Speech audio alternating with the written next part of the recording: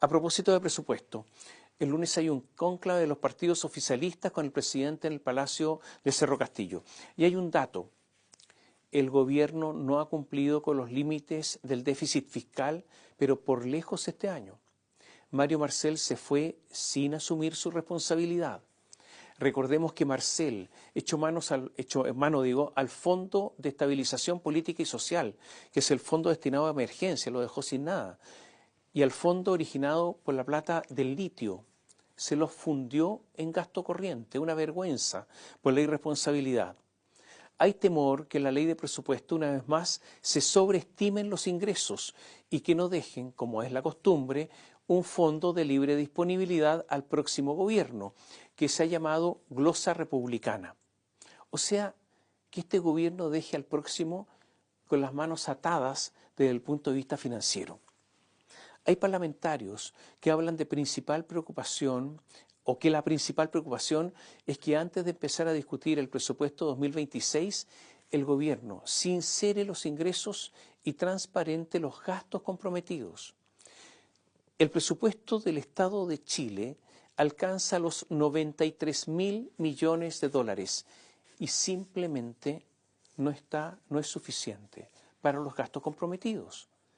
Se habla de recortes enormes, de entre 6.000 y 8.000 millones de dólares para finalmente intentar equilibrar las cifras. El año pasado, la bancada del Partido Republicano propuso en la discusión de la ley de presupuestos bajar el gasto público en 5.000 millones de dólares, pero no hubo acuerdo de Chile Vamos. En los últimos 3 años, el gobierno ha incumplido sus propias metas de déficit estructural. El 2023 fue de 2,1%, lo que se había propuesto, y terminó en 2,6. En 2024 se dijo que iba a ser el déficit de 1,9 y terminó en un grotesco 3,3. Este año se había planteado 1,1 y llegará a más de 2. El déficit real, hablando en chileno, el descalce, en 2026 podría llegar a 10.000 millones de dólares. O sea, estamos con un gasto público desatado. Por eso, la ley de presupuesto será tan discutida. Para llegar al equilibrio, o yo diría no al equilibrio, sino que al déficit propuesto, se requiere de una caída en el gasto público el próximo año de 6.000 millones de dólares. Este es el lío que ha dejado este gobierno.